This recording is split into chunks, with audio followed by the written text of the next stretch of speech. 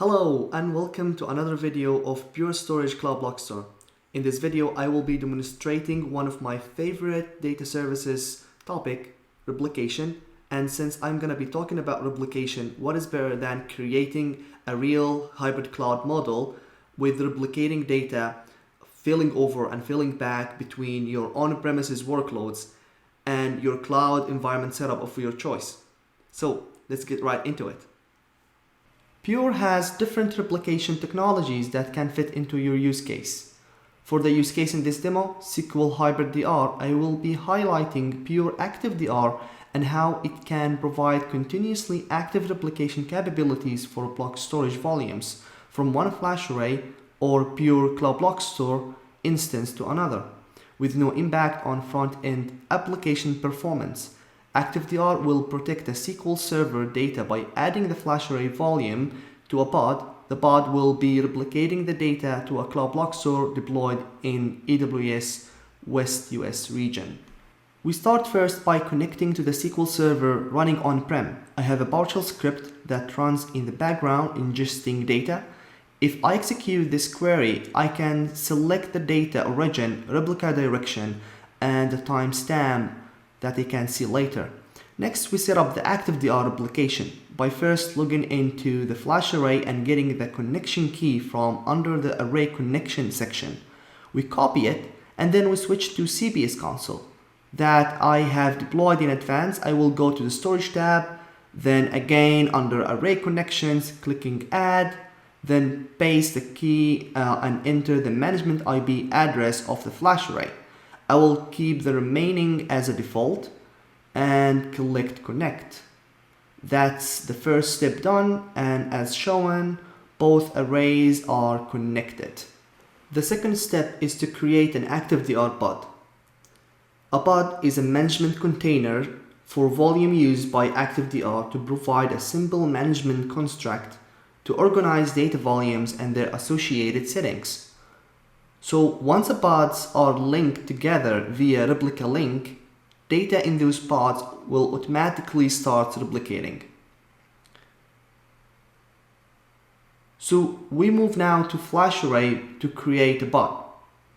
I'm going to be calling this pod here Hybrid Cloud Flash Array Pod.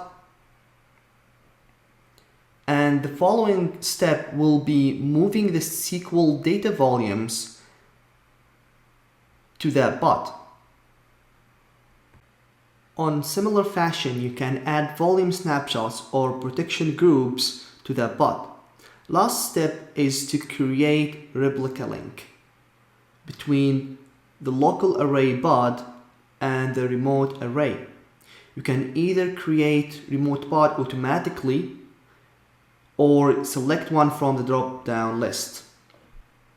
This will start by baselining the data between the two pods. Wait until it changes to replicating. Let's switch back to CBS console and check the ActiveDR replica link on the other side. The other attribute you should keep an eye on is the lag. Lag will basically represent your recovery point objective, the RPO. Since the pod completed baselining, let's attach the replicated volume to a pre-configured AWS EC2 instance that I have installed SQL Server in advance into it. Make sure both the SQL Server and the CBS can communicate over the port 3260. I have already created a host object with the IQN. So I will use the iSCSI initiator software now on the SQL Server to connect the volume. Once it's connected, you can go to the File Explorer and check the volume is attached and presented. Also, let's check the disk management to see the state of the disk as it's in read only, since all the remote pod volumes are in the demoted status. So let's perform a failover DR drill. The steps to achieve this is by first promoting the remote pod, mount the disk, and lastly we start the application, which is the SQL database. So we start by switching to Cloud Block Store and moving to the red replica. Here you click the epilepsy and then you can promote the bot. Once it's promoted, now we go back to the SQL server running on the EC2 instance on AWS, and by refreshing, rescanning the disk, you can see it's online, but however, we have to unmount it and mount it. By bringing it online again, you can see that if we go to the Microsoft SQL Server Management Studio, we really can go to the volume and navigate to attach both the data file and the log file to it. Once it's finished, we click OK. Wait until the database is attached, then go to the table that we have ingested the dummy data back on the source database, and you can query it by selecting the latest rows. Cool, all my data is back. Now I can mimic a behavior of a DR drill by bringing the database into production. So I will run the same script that I run on the source database, but now I will change the data direction. So all the new generated data will be with the new timestamp and new data direction. If I selected the top rows again, I can see that it would change to a new data direction table. I have to order it again, and I can see now my data direction has been changed to testing DR on CBS. But what about filling back the new generated data to on-premises server?